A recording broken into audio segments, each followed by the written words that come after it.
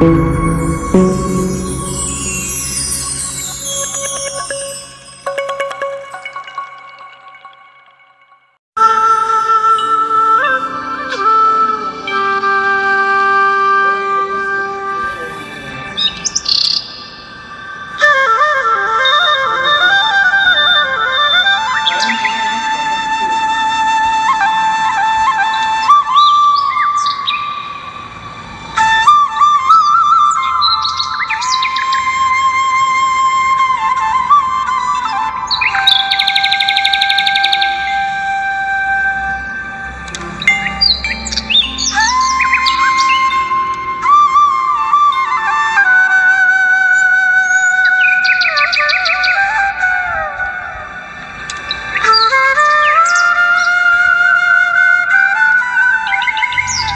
R மணிகண்டங்க, ஏனநல்லூருங்க.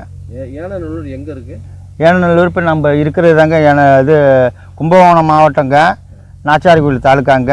நாச்சாரிகோயிலேருந்து 1 kilometre உள்ளங்க, மேற்க வரணும் ஏனநல்லூருங்க. இந்த செங்கல் தொழில், ஆமாம், கல்லை அறுத்து செங்கல் ஆக்கிற தொழிலை எத்தனை வருஷமாக நீங்கள் பார்த்துட்டு? 10 வருஷமாக பார்த்துட்டு இருக்காங்க.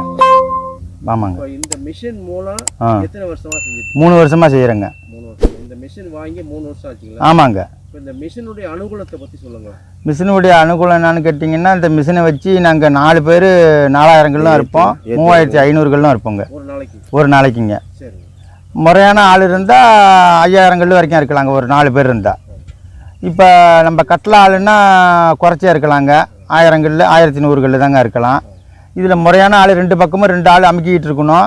ஒரு ஆள் களை சுத்தம் பண்ணி கொடுக்கணும், ஒரு ஆள் மண்ணு கொண்டாந்து கொட்டிகிட்டு இருந்தால் குறைஞ்சது ஒரு நாளைக்கு 4 பேர் 5000 இருக்கலாங்க.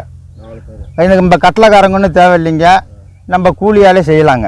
தொழில் தெரியாதவங்க கூட செய்யலாம். தொழில் தெரியாதவங்க கூட செய்யலாம். இந்த கட்டளையில் யார் வேணாலும் கல்ல இருக்கலாம். கல்ல இருக்க தெரிஞ்சவங்க தானே இல்லை, யார் வேணாலும் விவசாயக்காரவங்க எல்லாருமே கல்ல இருக்கலாம்.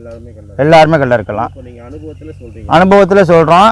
நம்ம கட்டளைக்காரங்கெல்லாம் இப்போ நான் ஒரு 5-6 லட்சம் ஏமாந்தானுங்க, எல்லாம் வாங்கிட்டு ஓடி போயிட்டாங்க. இது அட்வான்ஸ் கிடையாதுங்க, நம்மள்கிட்ட வேலை செய்கிற ஆளாக இருக்கிறாங்க. அதை பற்றி ஒன்றும் பிரச்சனை இல்லைங்க. உங்கள் பண்ணையில் விவசாயத்துக்கு உள்ள ஆளுங்களே இதை பயன்படுத்தி? ஆமாங்க, பயன்படுத்துறீங்க. ஆமாங்க. ஆக எளிய முறையில் கல்லை உற்பத்தி பண்ணுறதுக்கு இந்த மிஷின் ஒரு காரணமாக இருக்குது. தாராளமாங்க. இந்த மிஷின் எல்லாம் நமக்கு ஒத்துழைக்குதுங்க. நல்லபடியாக நம்ம கல் எடுத்துக்கிட்டு இருக்கிறோம். கல் மட்டை சுத்தமாக இருக்குது, ரொம்ப பிரச்சனை இல்லாமல் கல் ஓடிட்டு இருக்குங்க. ஆமாம். இந்த மிஷினை மற்றவங்களுக்கு பரிந்துரை பண்ணுவீங்களா நீங்கள்? தாராளமாக பண்ணலாங்க. என்ன 2-3 பேர் கேட்டுட்டும் போயிருக்கிறாங்க, வாங்குங்கன்னு தான் சொல்லியிருக்கிறேன். மிஷின் எங்கே வாங்கினீங்க? பக்கத்தில் நிற்கிறாங்களே, இவங்கள்ட்ட தாங்க வாங்கினோம், கும்பகோணத்தில். வணக்கம், நான் கும்பகோணம் ஓம் சக்தி விவசாய கருவிகள் உற்பத்தியாளர். அதில் இந்த செங்கல் தொழிலில் இன்றைக்கி ஆட்கள் பற்றாக்குறையும் உற்பத்தி பற்றாக்குறையும் நிறையா இருக்கிறதுனால சிறு குறு விவசாயிகள் எங்களுக்கு இந்த கோடை காலத்தில் இந்த செங்கல் அறுக்கிறதுக்கு மிஷின் வேணும் அப்படின்னு ரொம்ப இது பண்ணாங்க. அப்போ நம்ம இந்த மிஷினை வடிவமைச்சு கொடுத்தோம். இது ஒரு 15-20 வருஷமாக நாங்கள் செஞ்சு கொடுத்துட்ருக்கோம் விவசாயிகளுக்கு. இது ஆட்கள் பற்றாக்குறைக்காக தான் இந்த மிஷினை கொண்டு வந்திருக்கோம். நோக்கம் இது தான். ஆனால் ஆட்கள் மினிமம் ஒரு 1000 கல்லுக்குள்ளே தான் அறுக்க முடியுது. ஏன்னா அந்த 1000 கல் தான் அவங்களால அறுக்க முடியும். ஏன்னா 2 கல் தான் அறுக்கிறாங்க. அந்த 2 கல்லுக்கும் மண் பிசைஞ்சு கொண்டு அறுத்து அதை ரெடி பண்ணுறதுக்கு அவங்களுக்கு ஒரு நாள் கரெக்டாக ஆகிடுது. அவங்களுக்கு சொல்லி குறையும் கிடையாது, அவங்களால அவ்வளோதான் முடியும் யார் பண்ணாலும். ஏன்னா வெயிலில் உட்காந்து இடுப்போடைய அந்த 2 கல் தான் அறுக்க முடியும். அது அவங்களுடைய தொழிலோட தொழிலோட கஷ்டம்.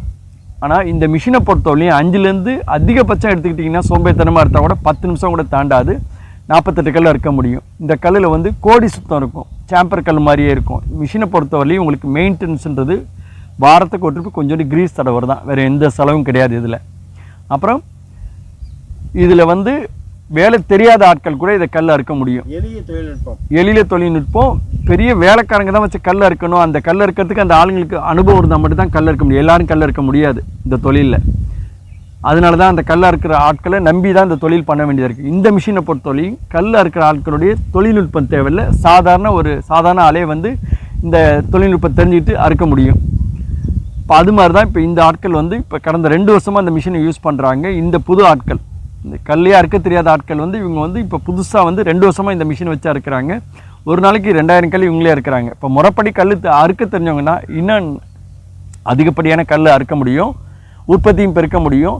இது கல் அறுக்கிறது மிஷினு இதெல்லாம் நோக்கத்தை விட நம்ம இன்றைக்கி ஒரு வீடு கட்டணும் அப்படின்னா இன்றைக்கி வந்து நம்மளுக்கு வந்து நாட்டுக்கல்லில் வந்து கோடி சுத்தம் இல்லாமல் இருக்கலாம், பூச்சிக்கணம் ஜாஸ்தியாக வருது. அப்போ சிமெண்ட்டும் மண்ணும் ஜாஸ்தி ஆகுது. ஆனால் நம்ம எல்லோரும் வீடு கட்டுற எல்லோரும் ஒரு இது நோக்கத்தில் மட்டும்தான் வீடு கட்டுறோம். ஆனால் செலவு வந்து மிச்ச செலவுலாம் பார்க்குறோம், மண் சிமெண்ட் எவ்வளோ ஆகுதுன்னு பார்க்கறது இல்லை. இப்போ இந்த கல் கோடி சுத்தமாக இருக்கிறதுனால, சாம்பர் கல் மாதிரி ஈக்குவலாக இருக்கிறதுனால கல்லோட காஸ்ட்டு நாட்டுக்கல் ரேட்லேயே வந்துடுது. அப்புறம் நம்ம பூச்சி பூசுகிறப்ப பூச்சிக்கிழமை ஜாஸ்தி ஆகிறதில்ல. அப்போ சிமெண்ட்டு மண்ணும் ஒரு பில்டிங்க்கு ஒரு 50% சேவ் ஆகுது. இது நான் வந்து டெக்னிக்கலாக சொல்கிறத மட்டும் இல்லை, உபயோகத்தினுடைய பலனையும் சொல்கிறேன். இது மாதிரி மக்கள் வந்துட்டு இது மாதிரி கல் வாங்கி உபயோகப்படுத்துகிறப்ப நம்மளுக்கு பூச்சிக்கணக்கு குறையும், கல் கோடி சுத்தம் இருக்கிறதுனால அதிகப்படியான செலவு கிடையாது, வீடு கட்டுறதுக்கும் கரெக்டாக நூல் பிடிச்ச மாதிரி ஒழுங்கும் கரெக்டாக கிடைக்கும். இதில் இவ்வளோ சௌகரியங்கள் இருக்குது.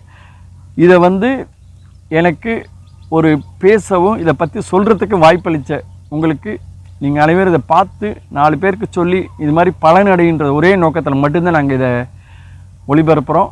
இதுக்கு வந்து எனக்கு ரொம்ப வாய்ப்பு கொடுத்தவைக்கு மிக்க நன்றி சொல்லிக்கிறேன். நன்றி, வணக்கம். கல் அறுத்துட்ருக்கோம். முதலாளி மூலமாக மிஷின் வாங்கி கொடுத்தாங்க. 5 நிமிஷத்தில் 48 கல் அறுக்கிறோம். நல்ல மகிழ்ச்சியாக இருக்குது, நல்லபடியாக ஓடிக்கிட்டு இருக்கு. சார் நான் வேறு வேலை பார்த்துட்டு இருந்தேன், விவசாய வேலை பார்த்துட்டு இருந்தேன். முதலாளி மிஷின் வாங்கினாங்க. இப்போ தான் 2 வருஷமாக நான் கல் அறுத்துட்ருக்கேன்.